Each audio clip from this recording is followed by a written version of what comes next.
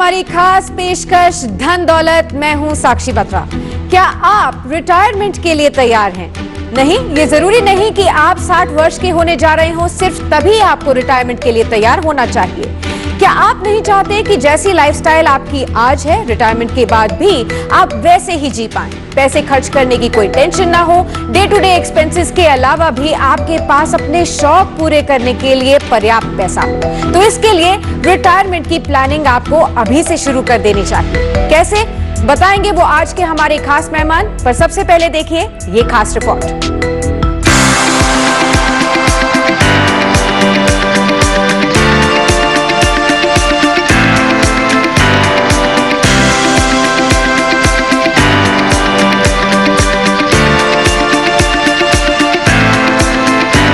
Retirement planning को लेकर जितनी जल्दी तैयारी शुरू कर दी जाए उतना ही बेहतर होता है। रिटायरमेंट की रणनीति ऐसी बनानी चाहिए जिसे लेकर हम फाइनेंशियली कॉन्फिडेंट हो और रिटायरमेंट गोल्स को हासिल करने के लिए बनाए गए अपने प्लान पर टिके रह सके। अगर आपने अभी तक अपने रिटायरमेंट के लिए प्लान नहीं किया है तो आपको रिटायरमेंट के बाद आर्थिक परेशानियों का सामना करना पड़ सकता है। सरकार की ओर से ऐसी कई योजनाएं चलाई जा रही हैं जहां निवेश करके बुढ़ापे में अपने लिए अच्छी खासी रकम का इंतजार कर सकेंगे। पीपीएफ अकाउंट खुलवा सकते हैं। अटल पेंशन योजना भी एक बढ़िया विकल्प है। बैंक एफडी हमेशा से सेफ निवेश साबित होता रहा है। वहीं post office monthly investment scheme जैसे ऑप्शन में निवेश कर सकते हैं। आजकल बहुत सारे लोग बेहतर रिटर्न के लिए म्यूचुअल फंड स्कीम में निवेश करना सबसे ज्यादा पसंद कर रहे हैं। इसकी सबसे बड़ी वजह है कि इसमें निवेश करने पर आपको कम जोखिम में ज्यादा से ज्यादा रिटर्न मिलता है। Mutual fund systematic investment plan आपके रिटायरमेंट के बाद फंड तैयार करने में मददगार साबित हो सकता है। ये आपको लॉन्ग टर्म में बड़ा फायदा दे सकता है। आप कभी भी एसआईपी बंद कर पैसा निकाल सकते हैं। एक युवा को रिटायरमेंट के बारे में सोचना या बात करना अटपटा लग सकता है, लेकिन सच यही है कि रिटायरमेंट की प्लानिंग और उस पर अमल जितनी जल्दी शुरू करेंगे, रिटायरमेंट के समय आपके पास उतना ही बड़ा कॉपर्स या फंड होगा। मिसाल के तौर पर अगर कोई शख्स 30 साल की उम्र से हर महीने 10,000 रुपए सिस्टमैटिक इन्वेस्टमेंट प्लान यानी एसआईपी पे निवेश करे तो 12% के औसत सालाना रिटर्न के हिसाब से 60 साल में उसके रिटायरमेंट फंड की वैल्यू 3 करोड़ 24 लाख हो जाएगी। इतना ही निवेश अगर 35 साल की उम्र में शुरू किया तो 60 साल की उम्र में उसे 1 करोड़ 79 लाख रुपए ही मिलेंगे।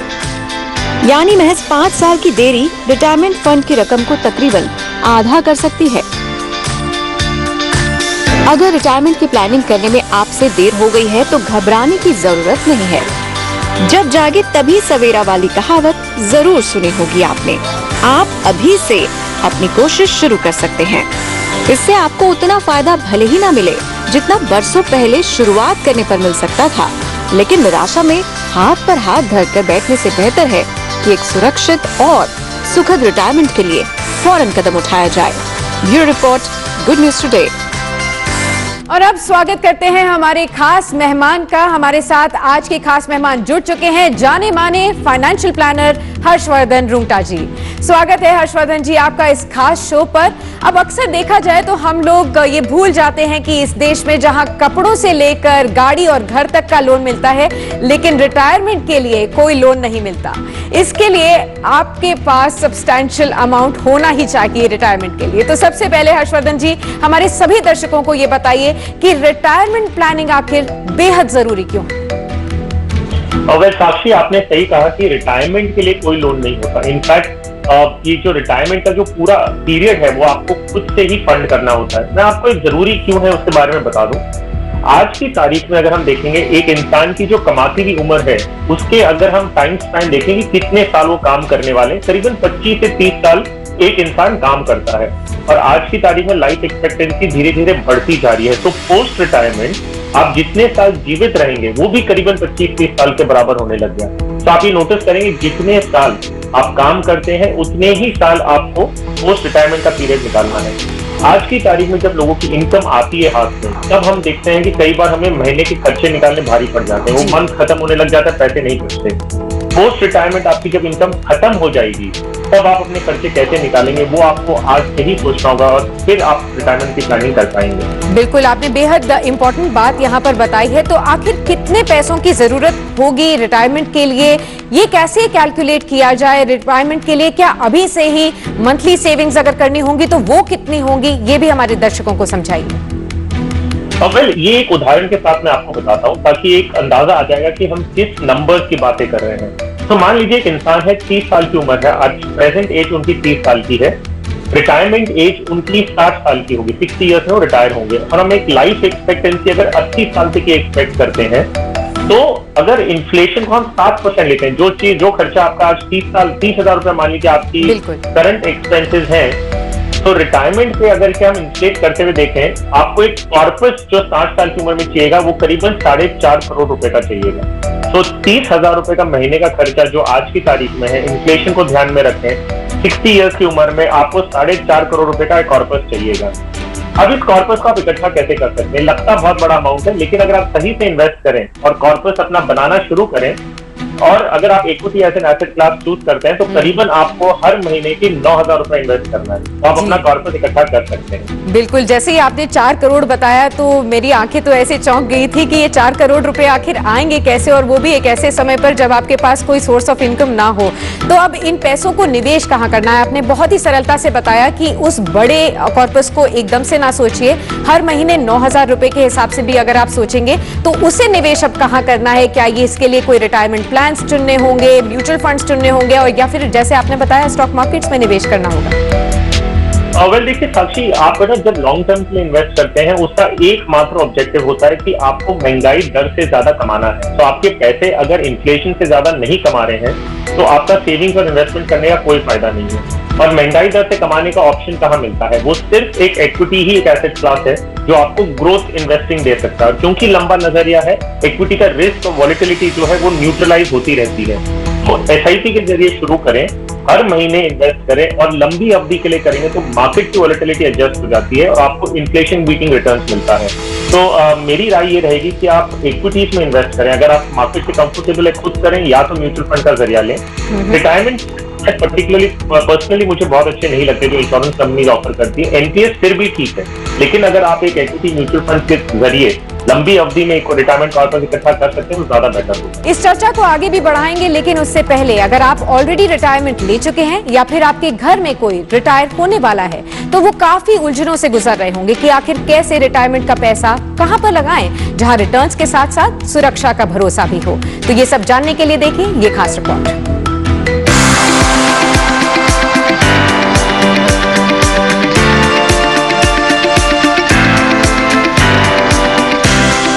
अब बुढ़ापे में खर्च की नहीं होगी टेंशन। रिटायरमेंट के बाद भी होगी रेगुलर इनकम। सीनियर सिटीजन के लिए क्या है मनी मंत्र, जो रिटायरमेंट के बाद भी देगी रॉक स्टार वाली जिंदगी।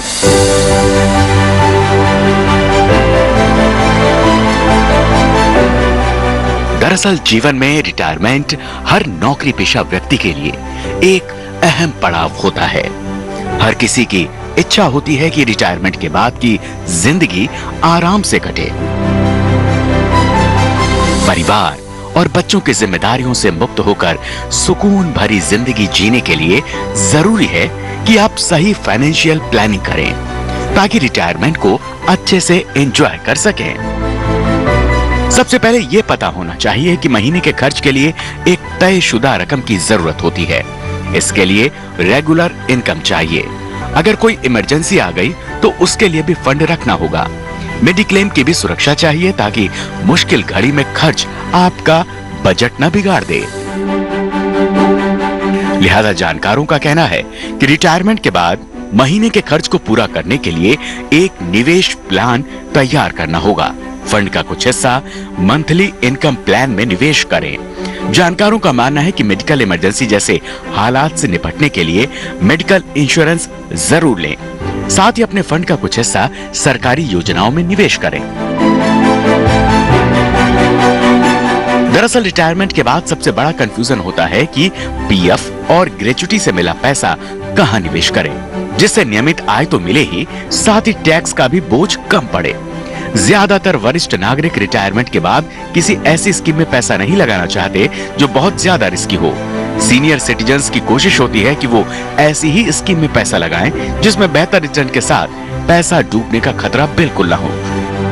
जानकारों का मानना है कि senior citizen saving scheme, post office monthly income scheme या प्रधानमंत्री वय वंदना योजना में सुरक्षित निवेश किया जा सकता है।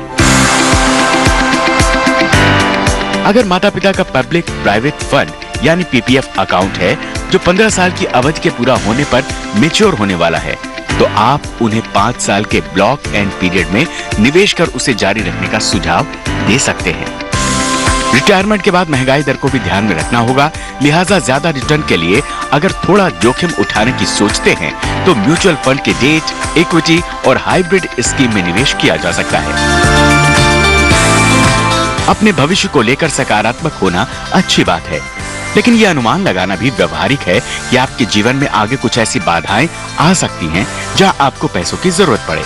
ऐसे में आप रिटायरमेंट प्लान पर ध्यान देकर भविष्य की आर्थिक जरूरतों के लिए पहले से तैयार रह सकते हैं। Bureau report, good news today. तो अब सवालों के सिलसिले को आगे बढ़ाते हैं। हर्षवर्धन जी, अब आपसे मैं जानना चाहती हूँ कि जो लोग ऑलरेडी रिटायर हो गए हैं उनके लिए क्या आपके पास उपाय हैं? जिन लोगों ने अभी तक कोई निवेश ज्यादा नहीं किया था, क्या अब उनके लिए कुछ ऐसी स्कीम्स हैं जहां पर वो निवेश करके एक रेगुलर इनकम पा सकते हैं? पोस्ट रिटायरमेंट है ना, आपका रिक्वायरमेंट होता है कि आपको रेगुलर इनकम चाहिए, तो इन्वेस्टमेंट करने का जो आपका पोटेंशियल होता है वो काफी कम हो जाता है। तो जो कॉर्पस आपने इकट्ठा किया आपकी पूरी अर्निंग लाइफ में, वो आप अभी डिप्लॉय करते हैं ताकि वहां से आपको रेगुलर इनकम आती रहे। तो वो नेचुरली आपको थोड़ा बैलेंस्ड अप्रोच रखना होगा, जहां सेफ्टी ज्यादा इंपॉर्टेंट होती है और ग्रोथ पे भी थोड़ा ध्यान रखना है, क्योंकि इन्फ्लेशन रिटायरमेंट के बाद भी चलते रहेगा। तो आपको ग्रोथ एंड सेफ्टी को ध्यान में रखते हुए एक मिश्रण बनाना है। एक मेजर पोर्शन आप डेट सिक्योरिटीज में रख सकते हैं, जैसे आपका सीनियर सिटीजन सेविंग स्कीम हुआ, पोस्ट ऑफिस की डिपॉजिट हुई, प्रधानमंत्री वय वंदना योजना है, बहुत सारी ऐसी स्कीम है जहाँ पे आपको फिक्स रेट ऑफ रिटर्न मिलता है।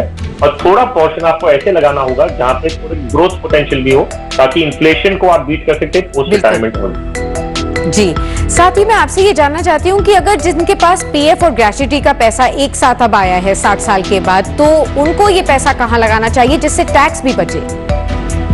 आपको टैक्स बेनिफिट मिलना plus at the same time income generate होना विच इज नॉन टैक्सेबल, देखिए दोनों चीज थोड़ी मुश्किल है आना।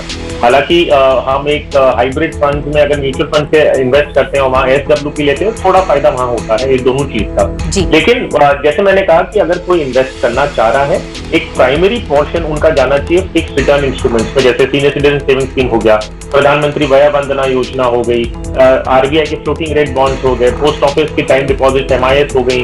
तो इन प्रोडक्ट्स में आप पहले एक लमसम एक बड़ा अमाउंट उसमें डालेंगे। मान लीजिए 80% पैसे आप उसमें वहां डालते हैं, जहां से आपको रेगुलर इनकम आती, कैपिटल सेफ्टी होता है। और बाकी का 10 या 20% आपको इस तरह डालना होगा कि पोस्ट रिटायरमेंट के बाद भी जो इन्फ्लेशन है उसको बीट करने वाले रिटर्न्स मिले। तो उसमें आपको थोड़ा इक्विटी या हाइब्रिड फंड का कॉम्बिनेशन लेके आपको एक पोर्टफोलियो वैसे बनाना हो। ठीक है, लेकिन डायरेक्ट स्टॉक मार्केट्स में निवेश, क्या ये सलाह देते हैं आप जिन लोगों को 60 प्लस ऑलरेडी जो हो चुके हैं और रिटायर हो चुके हैं?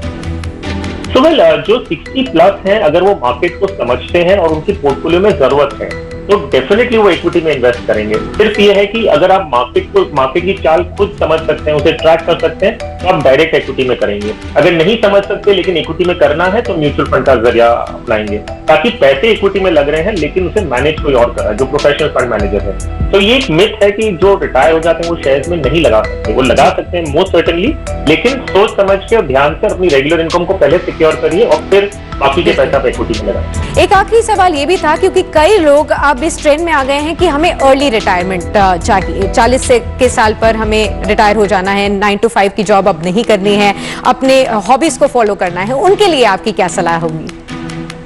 साक्षी, आपने ध्यान दिया होगा, हमने एक एग्जांपल लिया था कि एक इंसान अगर 30 साल का है, 60 साल की उम्र में रिटायर होता है और 80 साल की एक्सपेक्टेशन है, तो कॉर्पस कितना चाहिएगा।